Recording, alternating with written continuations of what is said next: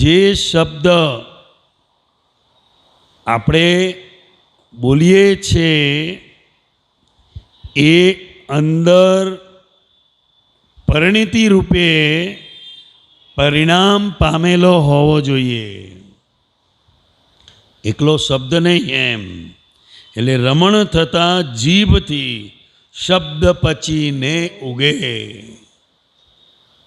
જેમ સિમંદર સ્વામી પરમાત્માને નમસ્કાર કરીએ એટલે કેવળ જ્ઞાનની જે ભૂમિકા છે, પરમાત્મા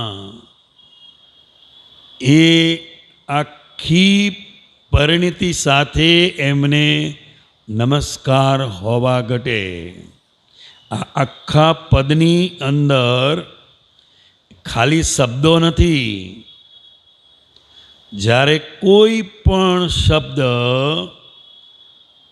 અંદર એટલો બધો ઘૂંટાય અને અંદર સ્વરૂપની રમણતા એવી હોય કે એ શબ્દનો માલિક પણ ના હોય,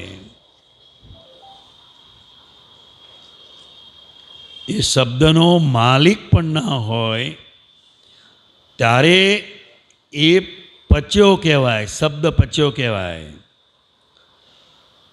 રમણ થતા જીભથી શબ્દ પચીને ઉગે.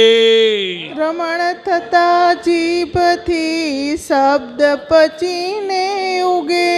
સિમંદરી સ્વપરિણતિ. મંદરી સ્વપરિણતિ. સિદ્ધ પરિણામને નમસ્કાર કરું છું. સિદ્ધ પરિણામને નમસ્કાર કરું છું. કેવળ જ્ઞાન પણ પરિણામ છે અને સિદ્ધ ગતિ એ પણ પરિણામ છે. તો કે શેનું? તો કે હું શુદ્ધાત્મા છું એ લક્ષ બેઠું એનું હવે આ બધું પરિણામ છે. જેમ બીજ રોપીએ પછી એ ઉગે ત્યાં સુધી એ બધું એનું પરિણામ છે. મુખ્ય વસ્તુ શું છે? તો કે બીજ. બીજ રોપીએ એ વસ્તુ અગત્યની છે. તો જ્ઞાન વિધિ એટલે શું છે? તો કે હું શુદ્ધાત્મા છું એ લક્ષ બેસે એમાં અંતરાય રૂપ જે કર્મો છે એ કર્મો ભસ્મીભૂત થાય છે અને એને હું શુદ્ધાત્મા છું એ લક્ષ બેસે છે. અને પ્રજ્ઞા શક્તિ ઉત્પન્ન થાય છે. એ પ્રજ્ઞા શક્તિ ઉત્પન્ન થઈ એટલે એ પ્રજ્ઞા શક્તિ જ કેવલ જ્ઞાન પરિણામને ભજવાનું શરૂ કરી દે છે.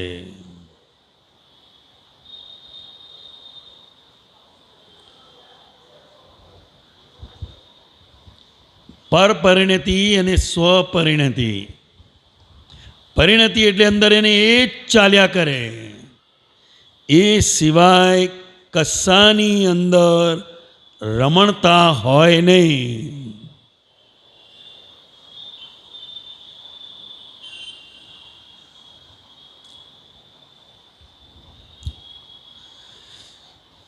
ખ્યાલ આવ્યો? પૂજ્યો, બધાએ પૂજ્યો, બધાને વાતચીત થાય.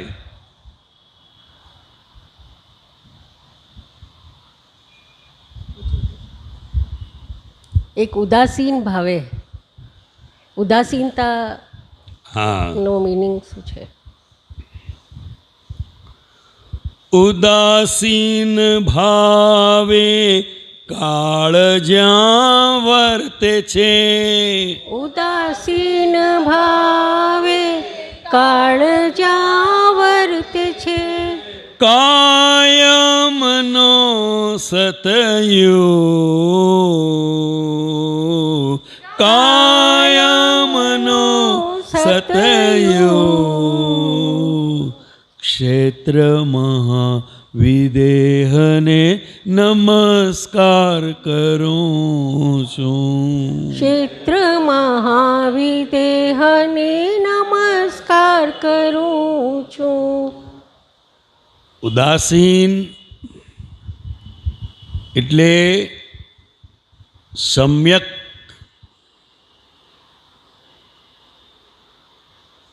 આ બાજુય નહીં અને આ બાજુય નહીં, વચ્ચે રિલેટિવ વ્યૂ પોઈન્ટ અને રિયલ વ્યૂ પોઈન્ટ, આ બંને વ્યૂ પોઈન્ટની એટલી બધી પેરેલલતા હોય કે એ આખી એની ઉદાસીનતા અંદર પ્રગટે છે. ઉદાસીનતા ટૂંકમાં એટલું કહેવાય કે અનેકાંત. અનેકાંત એટલે કોઈ એક જ વ્યૂ પોઈન્ટથી એને જોવું એવું નહીં, દરેક વ્યૂ પોઈન્ટથી એ વસ્તુને સમજવી ઉદાસીન. આ જગતની અંદર તો ના ગમતું, ના ફાવતું, ના ભાવતું થઈ ગયું એટલે ઉદાસી થઈ ગયું એવો અર્થ નથી અહીંયા. ઉદાસીન ભાવે કાળ જ્યાં વર્તે છે એટલે વાત કરીને હસમુખાનંદજીએ ત્યાં કાયમનો સતયુગ છે, કાળ પરિવર્તન પણ ત્યાં નથી. એ તીર્થંકર ભગવાનનું હોવાપણું બતાડે છે કે જ્યાં ઉદાસીન ભાવે કાળ પણ જ્યાં વર્તે છે. કાયમનો સતયુગ. કાયમનો સતયુગ એટલે શું? તો કે મન વચન કાયાની એકતા, એ કાયમનો સતયુગ કહેવાય. ક્ષેત્ર મહાવિદેયને નમસ્કાર કરું છું. એટલે જ્યાં તીર્થંકર ભગવાન બિરાજમાન હોય એ ક્ષેત્રને પણ નમસ્કાર કરવામાં આવે છે. એ ક્ષેત્રનું પણ એટલું બધું મહાત્મ્ય હોય છે કે જ્યાં તીર્થંકર ભગવાન બિરાજે છે અને કેટલા અતિશયો તીર્થંકર ભગવાન જ્યાં હાજર હોય ત્યાં એ વર્તતા હોય. એક બહુ મોટી વસ્તુ છે આ. ઉદાસીન ભાવે કાળ જ્યાં વર્તે છે, મહાવિદે ક્ષેત્રમાં ઉદાસીન ભાવે કાળ જ્યાં વર્તે છે.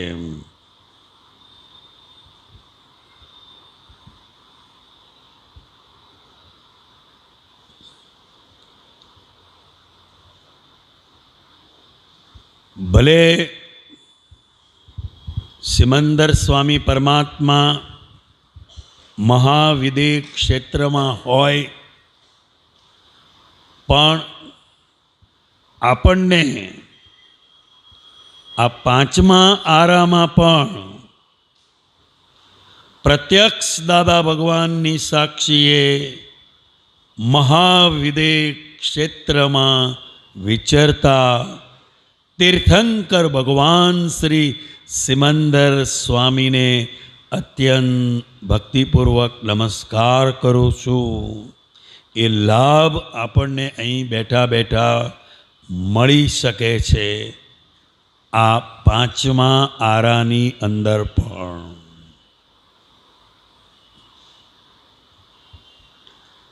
કારણ દાદા ભગવાનનું ડિરેક્ટ અનુસંધાન સિમંદર સ્વામી પરમાત્મા સાથે હતું અને એ બધી સત્તા એટલે કેવળ જ્ઞાન રૂપી જે જ્ઞાન સત્તા છે એ બધી સત્તા દાદા ભગવાન પાસે હોવા છતાં એ પોતે લઘુત્તમ ભાવે વિતરાગ થઈ ચાલ્યા ગયા. એટલે આપણા માટે આ બહુ મોટી વસ્તુ છે. ભલે સિમંદર સ્વામી જ્યાં હોય ત્યાં, પણ આપણે ચોથા આરામાં એમની પાસે હોઈએ અને નમસ્કાર કરીએ એટલો લાભ અહીંથી પ્રત્યક્ષ દાદા ભગવાનની સાક્ષીએ નમસ્કાર કરવાથી થાય છે. અને આપણી જાગૃતિ એટલી બધી વધતી જાય છે સિમંદર સ્વામીને નમસ્કાર કરવાથી. નમસ્કારનો મુખ્ય હેતુ, એનો આશય એ જ છે કે તમે જેને નમસ્કાર કરો છો એમની જે દશા છે, કેવળ જ્ઞાન માટે દશા શબ્દ પણ ના વપરાય, કારણ કે અલ્ટિમેટ નોલેજ છે. દશા ક્યાં સુધી વપરાય તો કે જ્યાં સુધી કેવળ જ્ઞાન નથી થયું. હા,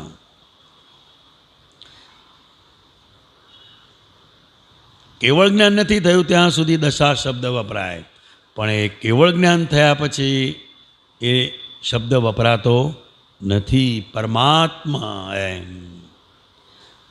તો એ નમસ્કાર કરવાથી જાગૃતિ ઉત્પન્ન થાય છે. જાગૃતિ એટલે 360 ડિગ્રીની જાગૃતિ એટલે કેવળ જ્ઞાન.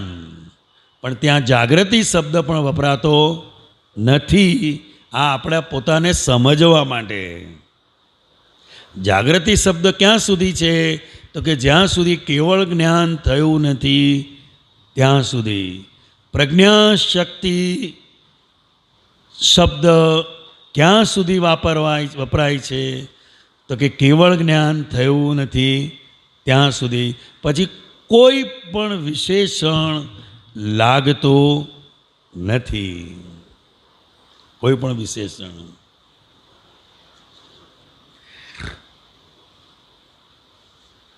ઉદાસીન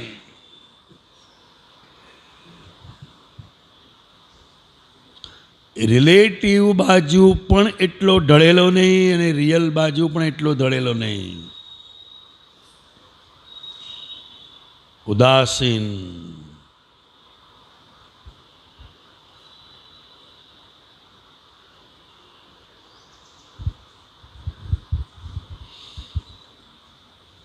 हाँ करिए और बातचीत.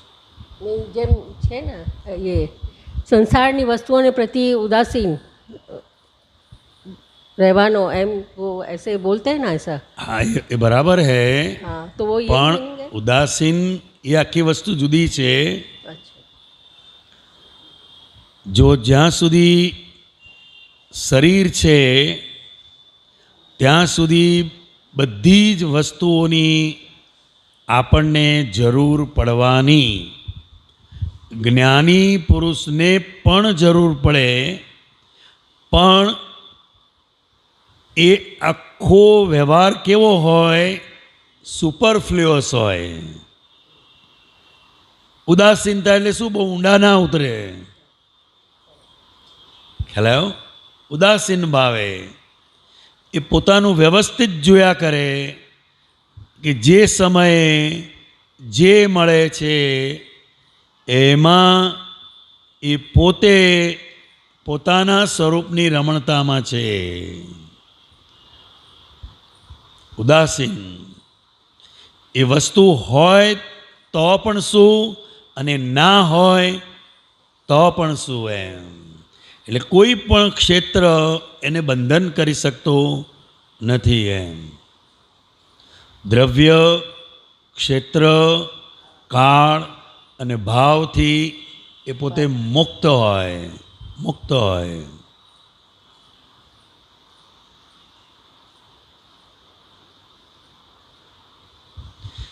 કારણ કે સતત જાગૃતિ છે કે રિલેટિવ એટલે ટેમ્પરરી, માટે ઉદાસીનતા છે.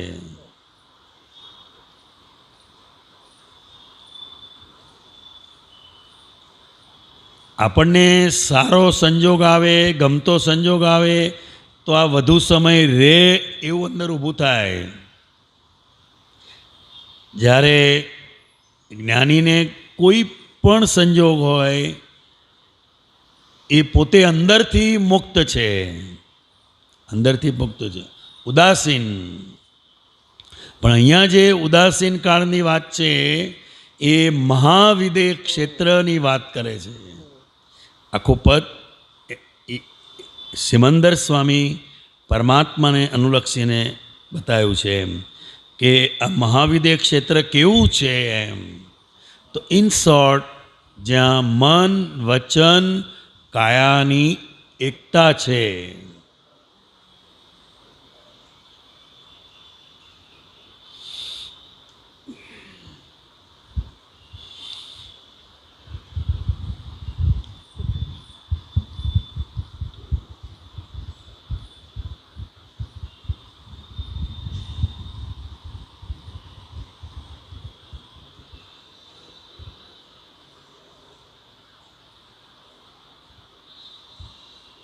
एक अभिप्राय और पूर्वाग्रह दोनों में क्या अंतर है?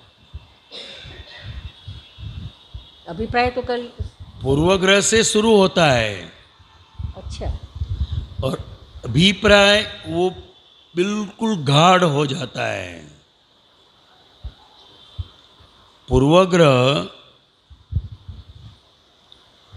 पूर्वग्रह में शुरुआत होती है, शुरुआत, मगर अभिप्राय वो इतना गाढ़ हो जाता है कि પોતાના માટે જ એ આખો એક બોજારૂપ બની જાય અભિપ્રાય. અને સંયોગોને આધારે વ્યક્તિ વર્તી રહી છે એ જાગૃતિ નહીં રહેવાને કારણે આપણે અભિપ્રાય બાંધી લઈએ છીએ. 2 દિવસ પહેલાં એણે આવું કરેલું માટે આવું જ કરશે, એ જે આપણે અંદર રહે ને, પણ 2 દિવસ પહેલાંના સંજોગો જુદા હતા, અત્યારના સંજોગો જુદા છે.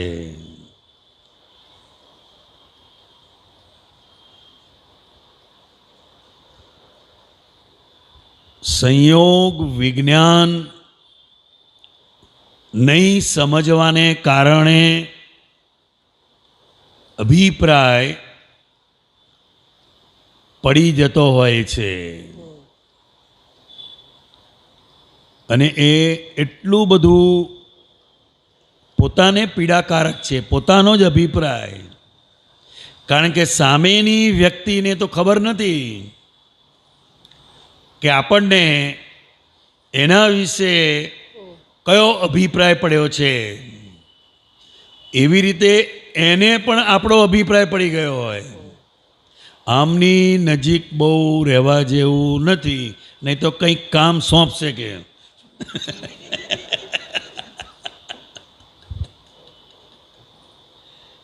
એટલે આગા પાછા થઈ જાય, જુએ ને એમને ત્યાંથી. તો આ શું છે? તો કે અભિપ્રાય પડી ગયો છે. આપણને જોયા નથી કે કંઈક કામ સોંપશે એમ. એટલે પહેલી વખત જે સંજોગ દેખાય એ પૂર્વાગ્રહ એ કહેવાય. પૂર્વગ્રહ, શરૂઆત, અચ્છા, શરૂઆત. શરૂઆત.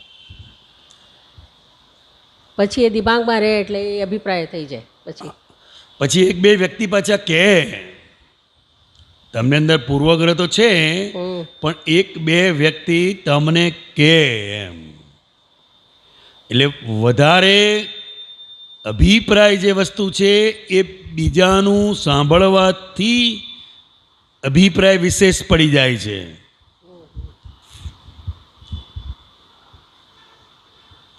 એટલે કાચા કાનના કહેવાય ને. આપણી ઘરની વ્યક્તિ હોય અને એના વિશે આજુબાજુવાળા કંઈ આપણને કહે તો એ સાચું માની લઈએ છીએ આપણે. આપણે ઘરની વ્યક્તિને પૂછતા નથી, તપાસ કરતા નથી. આજે મોટા ભાગના જે પઝલો છે સમાજમાં, પરિવારમાં, ઓફિસોમાં, ધંધામાં, એનું મુખ્ય કારણ શું છે તો કે કાચા કાનના એટલે કોઈ વાત કરે અને આપણે એ સાચું માની લઈએ છીએ, તપાસ કરતા નથી. આપણે ઘરમાં છે તો બેસીને ધીમે રહીને વાત કરાય, અભિપ્રાય રાખવાનું કોઈ કારણ નથી.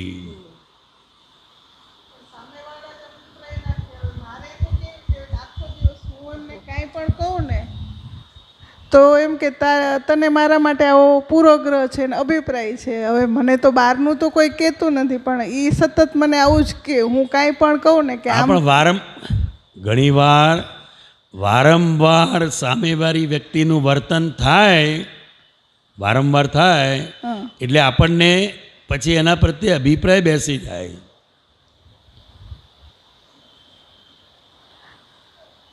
જેમ એમને કોઈ કામ સોંપ્યું કે તમે આવો તારે લેતા આવજો, પણ તમને અંદર હોય જ આ ભૂલી જ જશે. અને એ કહે કે આજે હું વહેલો આવવાનો છું તો તમને અંદર થાય આજે મોડા જ થશે. એમ છો ને કે વહેલા આવવાનું કે કાંઈ બી બાબત હોય એટલે કોઈ પણ વ્યવહારિક આપણે કાંઈ પણ કીધું હોય ને તો બસ કે તને મારા માટે આવો પૂર્વગ્રહ છે, આવો અભિપ્રાય છે. એવું જ અમારે તો દિવસમાં 10 વાર સાંભળવાનું મળે. પણ તમને છે ખરેખર છે નહીં, પણ મારે કેવી ટેવ છે, મને એમ થાય કે હું કહું કે આ વસ્તુ કરવાની છે, તમે આ લઈ આવજો કે કાંઈ બી, પછી અડધો પોણો કલાક થાય તો મને એમ થાય ભૂલી ગયા હશે, એટલે પાછો ફોન કરીને યાદ દેવડાવું. અને પોતે કે ખરા કે તું મને યાદ કરાવજે, અને આપણે તો બસ એ કે મને યાદ કરાવજે એટલે આપણે યાદ કરાવવાનું, પતી ગયું બસ. પણ એટલે એ એમ કે તને મારા માટે પૂર્વગ્રહ છે આવો એમ.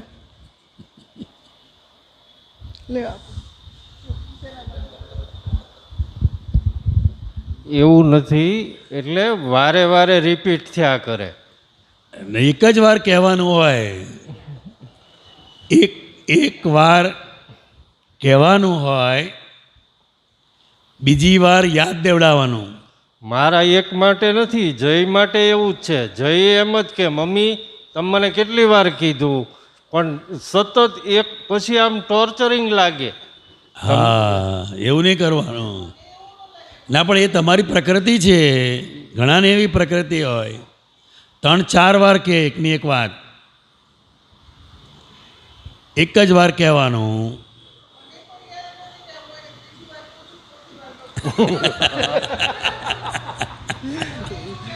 એટલે છોકરાઓને કચકચ લાગે. શું લાગે કે આ મમ્મી બહુ કચકચ કરે છે, એમ ટોર્ચરિંગ જેવું લાગે. એટલે એકવાર કહી દેવાનું એને, એટલે પતી ગયું. અને આપણે ધંધા પરથી ઘરે આવતા હોઈએ તો એક ફોન કરવો હોય તો કરી દેવાનો. ના, એટલે કે ભાઈ કમ્ફર્ટેબલ હું હવે ઘરે આવું છું, કંઈ લાવા કરવાનું હોય તો કહેજો. અને એમને ખબર પડે કે હવે મારે ઘરની અંદર પણ તૈયારી કરવાની છે. એટલે બંને પક્ષો જેટલું બને એટલું કોમ્યુનિકેશનની જેટલી ક્લિયરિટી હોય એટલા પઝલ ઓછા થશે. તમે જેટલી સ્પષ્ટતા કરો એટલું બંને પક્ષે સ્પષ્ટતા હોય તો પઝલ ઓછા થશે. તમને ના, પણ 5 વાર એમને સાંભળવું પડ્યું ને. એમને લાગે કે આ વાહે પડી ગઈ છે.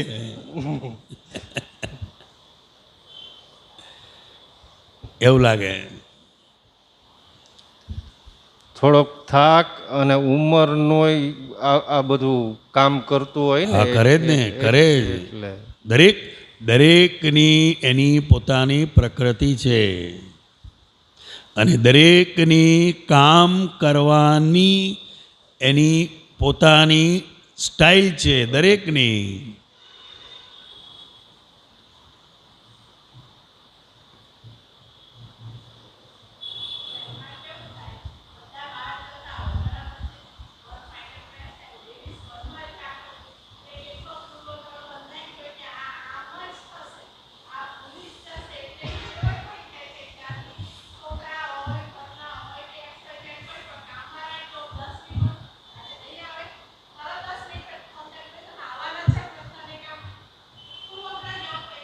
અને ઘણીવાર બુદ્ધિને કારણે ઇમોશનલ થઈ જાય. વ્યક્તિ ઇમોશનલ જ્યારે થઈ જાય ને ત્યારે પોતે અંદરથી ડિસ્ટર્બ થાય છે, બીજાને પણ ડિસ્ટર્બ કરે.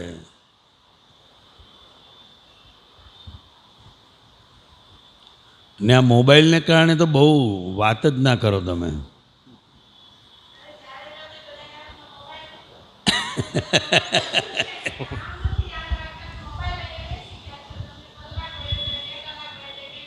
ખબર નથી પડતી.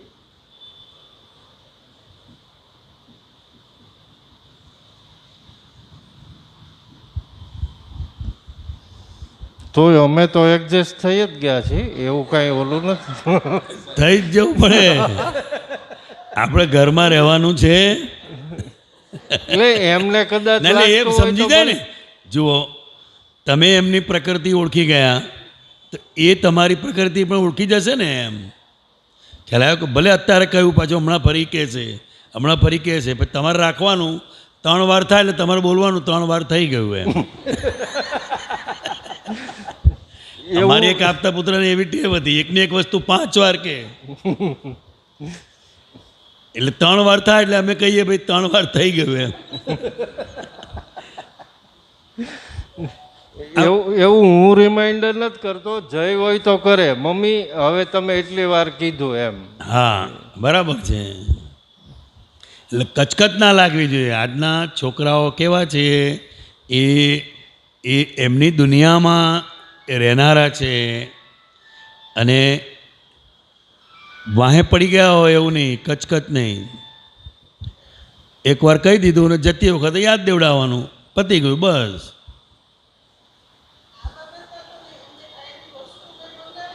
માઇક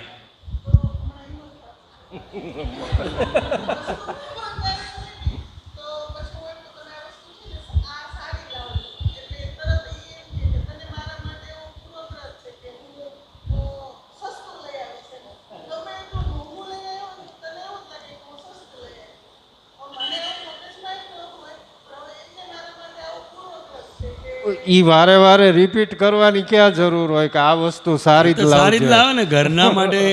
ઘરના માટે કોઈ પણ વ્યક્તિ લાવવાની છે તો સારી જ લાવે. અને એવું હોય તો તમારે એ દુકાનનું નામ દેવાનું કે ભાઈ આ દુકાનેથી લાવજો એમ.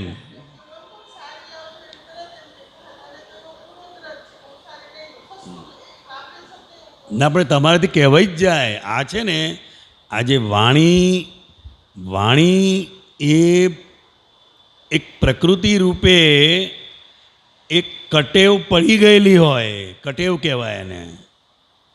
દર વખતે કે એકવાર નહીં, તમને કોઈ પણ વસ્તુ લાવવા મોકલે તો એ કે સારી લાવજો એમ. ઈ લઈ આવે ને ઈ આપણી કરતા ખરાબ વસ્તુ જ હોય, પણ આપણે ઈ રિપીટ ન કરીએ. આપણે સારી કહેવી પડે. આપણે સારી કહેવી પડે. એટલે અમુક વ્યક્તિ સ્ત્રીને માટે કોઈ વસ્તુ લેવાની હોય ને તો એને જોડે લઈને જવું. બરાબર. નહીં તો તમે 5 ધક્કા ખાશો મેળ નહીં પડે. તો એ મેળ નહીં પડે. અને તમે ગમે એટલી સારી લાયા હશો પણ એને નહીં ગમે. ખરા? બરાબર. અને એ ગમે તેવી લાવશે તો એને ગમશે. એટલે અમુક વેપારી તો ના જ પાડી દે. અમુક વેપારી જ ના પાડી દે. પેલા કે કોના માટે? તો કે અમારા ઘરે પત્ની છે એમના માટે લઈ જવાનું. ના ભાઈ તમે એમને લઈને આવજો. લઈ જાઓ. વેપારી જ કહી દે, કારણ કે તમે પસંદ કરીને ગમે એટલી સારી વસ્તુ લઈ જશો, પણ જો એને ના ગમી તો એની કોઈ કિંમત નથી, અને કંઈ ને કંઈ કાઢશે જ તમારે. તમે ગમે એટલી સારી વસ્તુ લઈને જશો ને તોય કંઈ ને કંઈ એમાં કાઢશે, આમ તેમ એમ. નહીં, હું કહું કે આ તમે લઈ આવો, પણ તોય ઈ લવડાવે મારી આગળ જ તે, કારણ કે ઈ ઓલો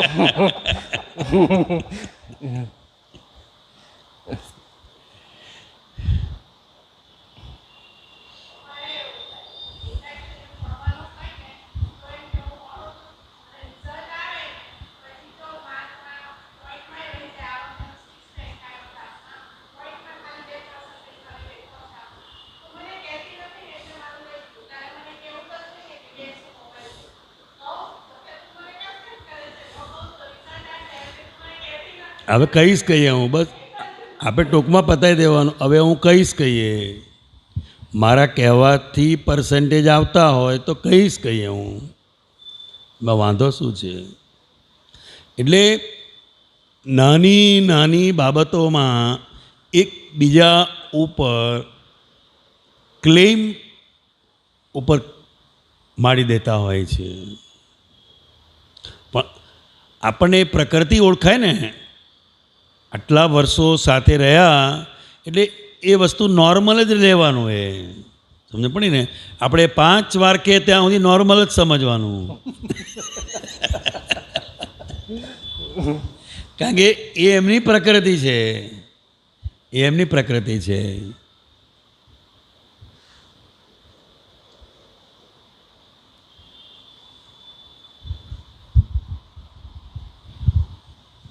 પણ વ્યવહાર ચાલુ રાખવાનો.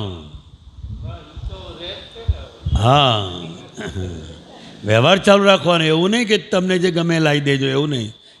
વાતચીત ચાહે તમને લાવવાનું હોય, કોઈક વાર એ બહાર જતા હોય તો એ લેતા આવે, એ જે લાવે આપણે સરસ જ કહેવાનું. સરસ કે મને લાવતા ના આવડે કે. એટલે આ આખું એક જે રિલેટિવ વ્યૂ પોઈન્ટ છે ને, એ આખો એક ડ્રામા છે, અને એ ડ્રામાની અંદર એક સુપરફ્લુઅસ રહી અને સામેનાનો જે વ્યૂ પોઈન્ટ છે ને એનો સ્વીકાર કરી લેવો. બસ આપણો વ્યૂ પોઈન્ટ મૂકવો નહીં. પહેલાં એ સામેવાળા શું કહે છે એ તો સમજી લો. એમ એ બહુ અગત્યની વસ્તુ છે. આ આપણે કોઈ પણ વસ્તુ મૂકવી નહીં. એ કે આ લાવવાનું છે તો આપણે કહેવાનું ક્યાંથી લાવવાનું છે, કેવું લાવવાનું છે, બધી રીતે. હા બોલો. હમણાં ગુરુ પૂર્ણિમાનો પ્રોગ્રામ હતો ત્યારે મહેન્દ્રાનંદજી ને બિહારીઆનંદજીનો એમાં સરસ સત્સંગ હતો કે એક બેન પ્રશ્ન પૂછે છે, પછી નોકરીમાં એટલે જોબ માટેનો હોય છે, એમ કે તમે સર્વિસ કરવા જાઓ છો તો તૈયાર થઈને તો કેટલા બધા રસ્તામાં કેટલા બધાની દ્રષ્ટિ બગડે છે. એમ એ સરસ આખો સત્સંગ મેં આવક બિહારીઆનંદજીનો, હા, લપકામણમાં. હા, તો પછી એની અંદર ધારો કે એ સર્વિસમાં જાય છે કે બરાબર. હવે મારી પોતાની વાત કરું, મીનાબા, તો હવે એને એવું કોઈ નથી કે તૈયાર થઈને બારે જવાનો આ તે, પણ એ કેવું કે લગ્ન પ્રસંગ આવે છે તો બધાથી સરસમાં સરસ પહેરું, અને ત્યાં જેન્ટ્સ હોય કે એવું નહીં કે આમ બધા લેડીઝ હોય તો એની અંદર હું સરસ દેખાવી જોઈએ, મારા કપડાં સરસ લાગવા જોઈએ. એટલે હોવું જોઈએ. એ મારું પૂછવાનું, એટલે વર્ણન નથી કરી શકતી, પણ એ અંદર છે. એટલે એમને છે કહ્યું કે આમ બસમાં જતા હોય કે કેટલા બધાની દ્રષ્ટિ બગડે, તો બૈરાઓ લેડીઝ હોય તો એમાં બી લેડીઝની દ્રષ્ટિ બગડે કે આને સરસ પહેરેલું છે કે આ છે કે આ છે. જેન્ટ્સની પણ બગડે, પણ ધારો કે ત્યાં આમ જેન્ટ્સ બહુ ઓછા હોય, લેડીઝને વધારે શું હોય, એ ફેશન જોતા હોય. હા, લગ્ન હોય તો દાગીના છે, એની ડિઝાઇન છે, એ બધું જોતા હોય. બ્યુટી પાર્લરમાં ગયા હોય તો કેવા તૈયાર થયેલા છે એ બધું એકબીજાનું વિશેષ જોતા હોય અને ઘણીવાર અંદર ઈર્ષા પણ આવે. લેડીઝને ઘણીવાર અંદર ઈર્ષા પણ આવે.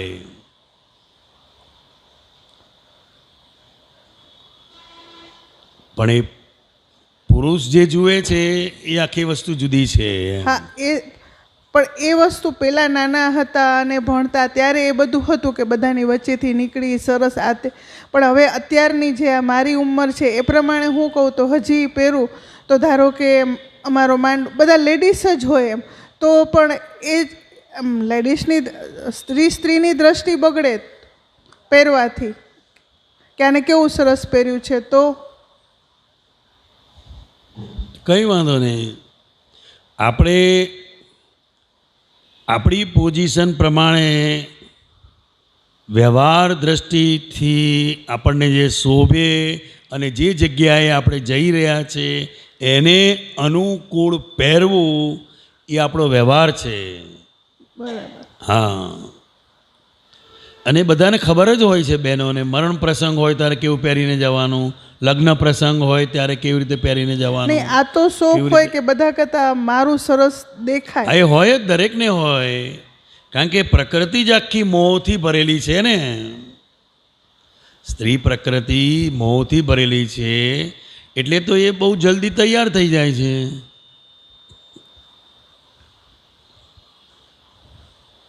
કે વાર લાગે તૈયાર થતા?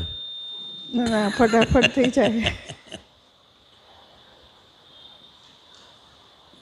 વાર લાગે તૈયાર થતા.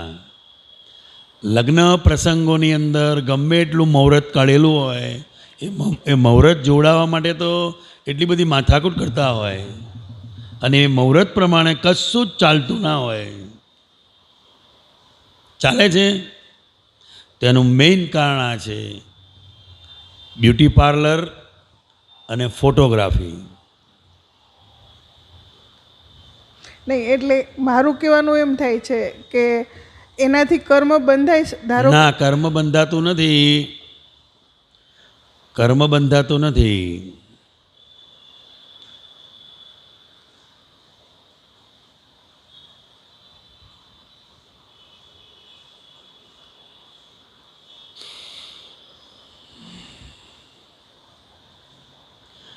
કારણ કે તમે તૈયાર થાવ છો તો એ શુદ્ધાત્માએ કરીને તમે મીનાબાને જુઓ છો ને. હા, ઘરેથી નીકળે ત્યારે એકવાર જાગૃતિ રહે બરાબર કે મીનાબા જાય છે, હા, એ બધા જાય છે, એની બરાબર નજર છે. બગડશે. પછી એની અંદર તો નજર એટલા એનો બધા વાંધો નથી, તો સામાન્ય ભાવે બધા જુએ તો ખરા જ ને. પછી એની અંદર એટલા બધા ઇન્વોલ્વ થઈ જાય, પછી જ્યારે પાછા આવે ત્યારે પાછું બધું થાય કે મીનાબા ત્યાર સુધી શું કર્યું, પણ ત્યારે તો એની અંદર તન્માયાકર જ હોય એમ.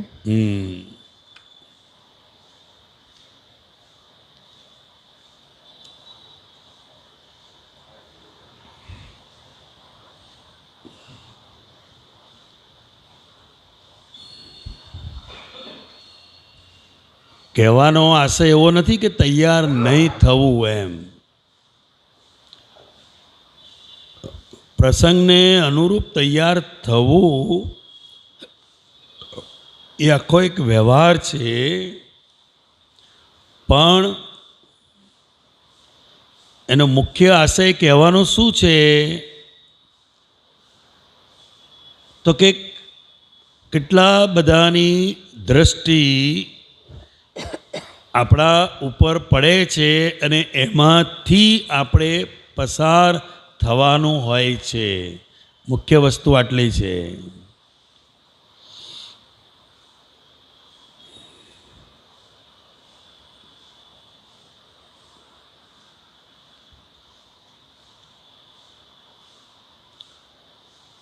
તમારો પ્રશ્ન ક્લિયર થયો તમને બરાબર? તમે શું પૂછવા માગો છો? ના, તમે કહ્યું કે સ્ત્રી એટલે એ કર્મ નથી, એટલે જે મારી વાત આખી હતી એ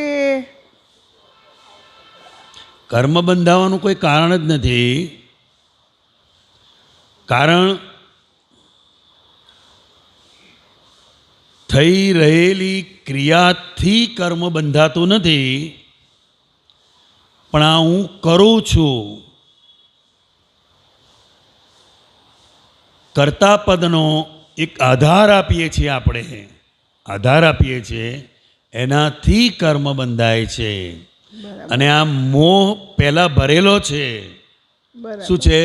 ભરેલો છે. ભરેલો એટલે કારણ રૂપે એ ભરેલો છે, માટે આજે એ કાર્ય રૂપે તૈયાર થવામાં આવે છે. અને જ્યાં સુધી એના પ્રમાણે બધું પહેરે ઓળે નહીં, ત્યાં સુધી એને પોતાને પણ સંતોષ નહીં થાય. બરાબર છે. હા, તમને પોતાને પણ સંતોષ નહીં થાય. એટલે એને ચારિત્ર મોહ કયો. બરાબર. કયો મોહ કયો? ચારિત્રમોહ. ચારિત્ર મોહ. એ નડતો નથી.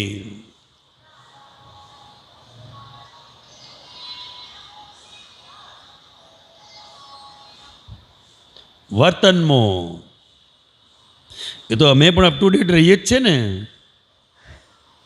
રહે છે કે નથી રહેતા? તમારા બધા માટે તો પૂજ્ય ભાવ હોય, હવે અમારા માટે તો પૂજ્ય ભાવ, ભરે પૂજ્ય ભાવ હોય, પૂજ્ય ભાવ હોય ને અમને પણ મહાત્માઓ પ્રત્યે પૂજ્ય ભાવ જ હોય. દાદા ભગવાનના સમકિતધારી મહાત્મા, મેં તો દાદા ભગવાનના જેનું દર્શન થાય આમ રૂબરૂ દાદા ભગવાનને તો નમસ્કાર વિધિમાં મુકાયેલું છે. ખ્યાલ આવ્યો? ત્રિમંત્રમાં જેનું સ્થાન છે એમ. એટલે અમને પણ અહોભાવ જ હોય. મેં તો દાદા ભગવાનને નથી જોયા, એટલે તમારા બધામાં દાદા ભગવાનના દર્શન થાય. હા, કારણ કે આપતપુત્રોએ દાદા ભગવાનની અંદર જે અનંત ગુણો જે પ્રગટ થયેલા છે, એ જેણે જે ગુણનો અભ્યાસ કર્યો, એને જોયું હોય એમ, તો એ બીજ એની અંદર એ વસ્તુ પડી જાય. કોઈ એમની વાણી જોઈ હોય તો કે શાદવાદ વાણી નીકળે એમ. હવે એ વાણીના દર્શન થાય તો આખી વસ્તુ એની અંદર એ ઉતરી જાય. કોઈ એની સહજતા જુએ, કોઈ એમની લઘુતા જુએ એમ. 14 લોકના નાથ હોવા છતાં એ પોતે એક સામાન્ય પુરુષની જેમ, અસામાન્ય હોવા છતાં એક સામાન્ય પુરુષની જેમ પોતે જીવન જીવ્યા એમ. એટલે તમે જે દર્શન કરો એ તમારી અંદર આવી જ જાય એવું છે. એટલે તમને કોઈ પણ આપતપુત્રમાં કંઈ પણ લાગે તો એ દાદા ભગવાનનો જ ગુણ છે એમ.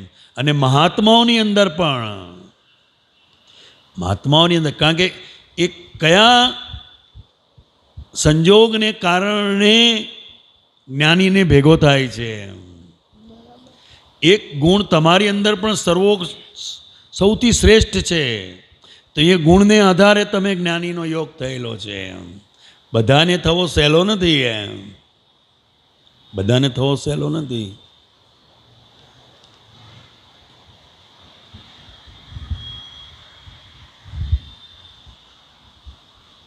આ કાળમાં દુનિયામાં સૌથી દુર્લભ એ જ્ઞાની પુરુષનો યોગ છે. બસ, ભલે દુનિયામાં એને બધી વસ્તુ મળે, પણ આ જ્ઞાની પુરુષનો યોગ એ બહુ દુર્લભ દુર્લભ દુર્લભ કહેવાય છે. અને એ યોગ આપણને પ્રાપ્ત થયો એમ.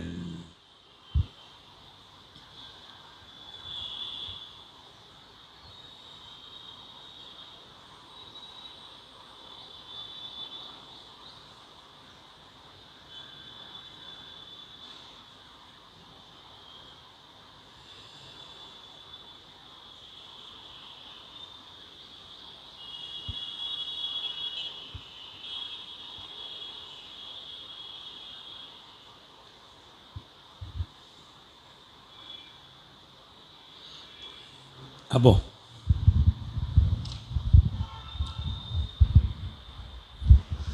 એક જૈન વ્યક્તિ હતા, જૈન વ્યક્તિ. જૈન.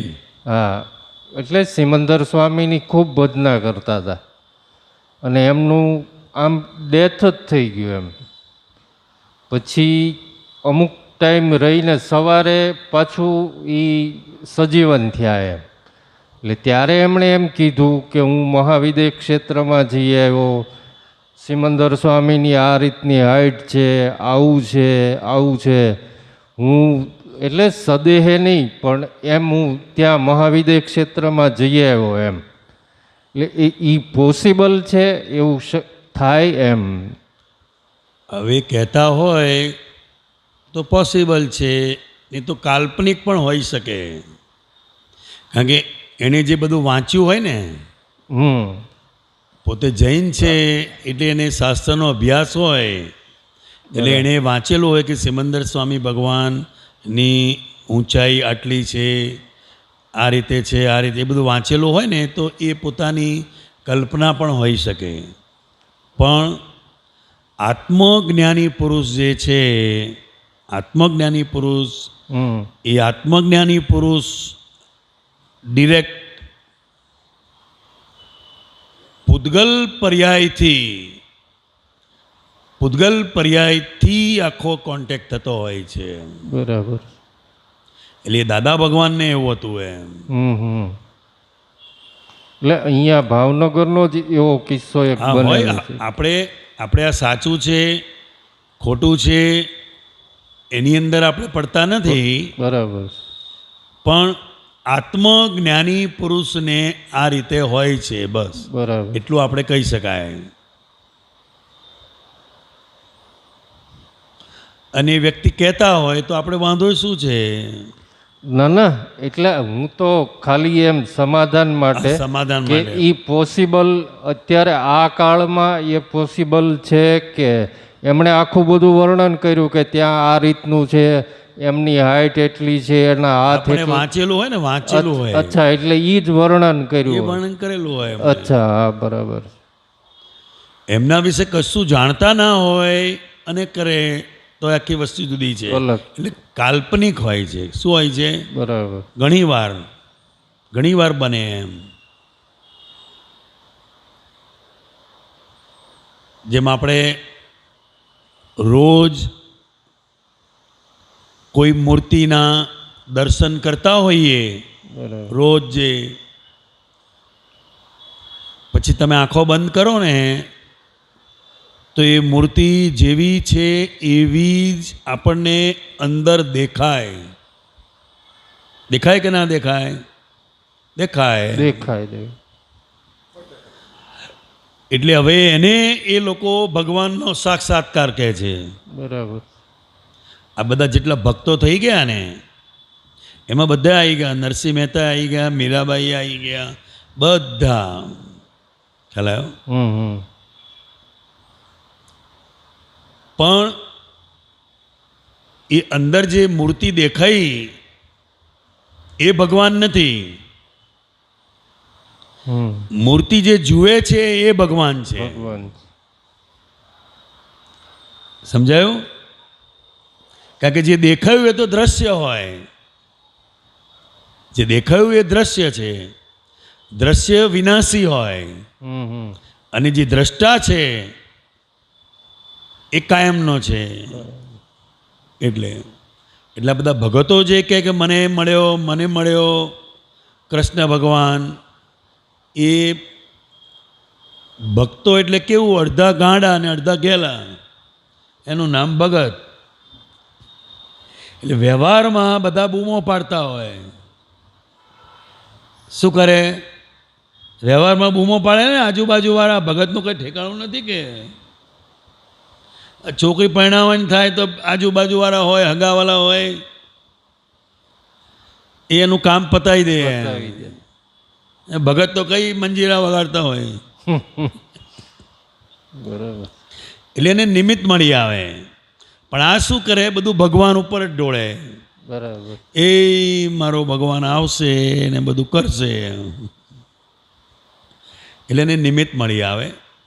એટલે પ્યોરિટી એવી ઊંચી હોય એટલે એને સંજોગ બધા એવા મળી જ હા, જાય. સંજોગ મળી આવે એને. અચ્છા, બરાબર. બાકી ભગવાન કોઈનું કરવા નવરો નથી, બરાબર. કોઈનું કરવા નવરો નથી. અને એકનું કરે અને બીજાનું ના કરે તો એને ભગવાન કેમ કહેવાય? બરાબર. પણ ભક્તો ભગવાનના ઉપર ઢોળે અને ખરેખર કોઈ કરતું નથી એમ.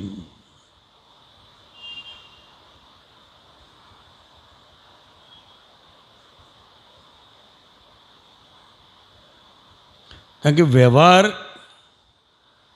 અને નિશ્ચય એ બંને સાથે હોય એ જ્ઞાનીની દશા છે. વ્યવહારમાં પણ ચોક્કસ હોય અને આત્મા સંબંધીમાં પણ ચોક્કસ હોય, ચોક્કસ. બંનેમાં એમ. જ્યારે ભગતનું તો ઠેકાણું જ નહીં. ભગતને કહે કે આ 500 રૂપિયા લઈને જાઓ, 200 રૂપિયાનું ઘી લેતા આવો, આ 500 રૂપિયા છૂટા કરાવવાના છે, તમે આવો તો પછી આ છોકરો નિશાળે જાય ને ફી ભરવાની છે. તો પેલો ભગત કે આ હું ગયો ને આવ્યો કે આ તે ડોલચું લઈને ઉપડ્યા, તે રસ્તામાં કોઈ મળી જાય, ભગત કઈ જાઓ છો કે? અરે ક્યાં ઘેર ઘી લેવા, અને ઘી બી અહીં ભજન છે આજે કે. તો ભગત ત્યાં બેસી જાય ડોલચું લઈને, પેલા ઘરવાળા રાત જોયા કરે. આવું ભગતનું કામ. સમજાયું? એટલે વ્યવહારમાં બધાની બૂમો હોય પણ ભક્તિ ઊંચી હોય, ભક્તિ ઊંચી. પણ એ બધું એના ભક્તિભાવનું જ બધું, મને મળ્યો ને મને મળ્યો એમ. એટલે કવિરાજે પદમાં લખવું પડ્યું કે નરસિંહ મહેતા, મીરાબાઈ આ બધા દાદા ભગવાન પાસેથી જ્ઞાન લઈ ગયા છે.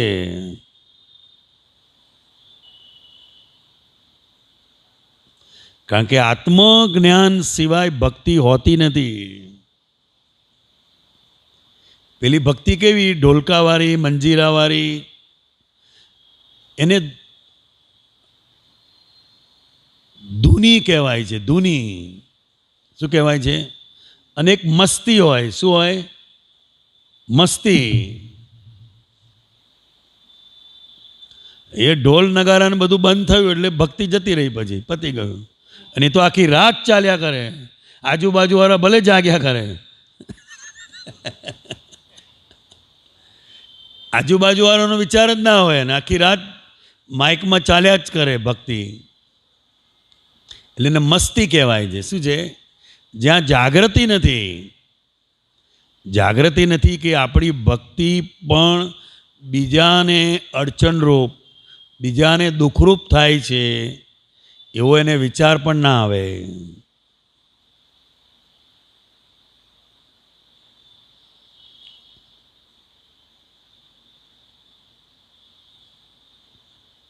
એટલે કે ને મીરાબાઈએ ઝેરના પ્યાલા પીધા, કોઈ પીધા નથી.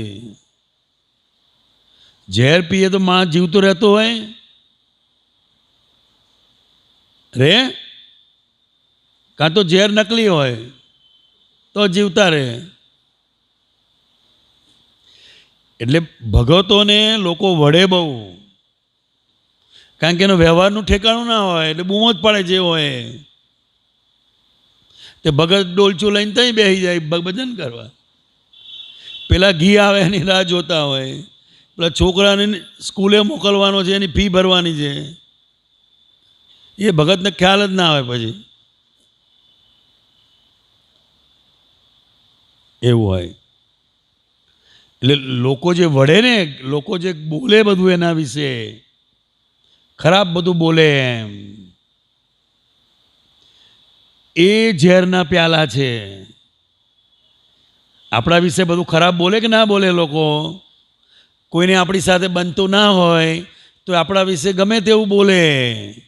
આપણા વિશે બોલે એવું નહીં, બીજા 2 જણને કહે કે ના કે. હવે એને શું તકલીફ છે આપણી જોડે એ કહેતા નથી.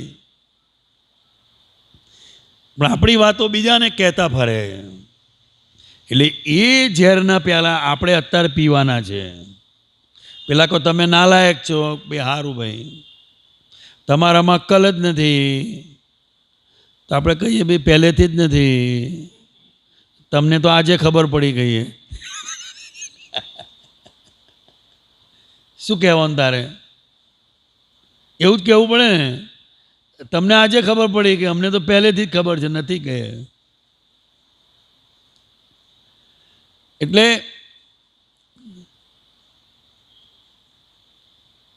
વ્યવહારોમાં બહુ ઊંડા ઉતરવા જેવું નથી. બસ ઊંડા નહીં ઉતરવાનું. દાદા ભગવાન પોતે વ્યવહાર સાથે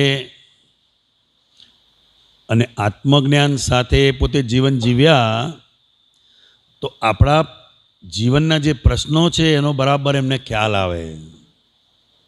આજે કોઈ સાધુને સમજ ના પડે આમાં. સાધુને શી ખબર કે ઘરમાં માણસો કેમના રહે છે? એ તો મંદિરમાં રહે છે, એ તો આશ્રમમાં રહે છે.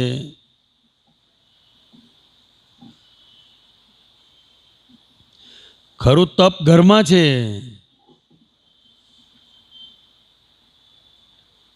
આજે ઘરમાં રહેવું એ બહુ મોટું તપ છે. સતયુગમાં જંગલમાં જવું પડતું તપ કરવા. કઈ જવું પડતું? જંગલમાં, હિમાલયમાં. આપણે બધા એટલા પુણ્યશાળી છે કે તપ ઘેર બેઠા આવ્યા છે. શું આવ્યા છે? ઘેર બેઠા. કોઈ કોઈની વાત સાંભળવા તૈયાર નથી,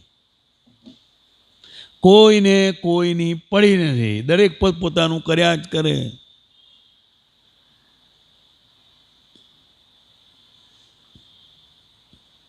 કંઈ કામ હોપો તો આજે હું બહુ કામમાં છું, કે આજે નહીં, એવું.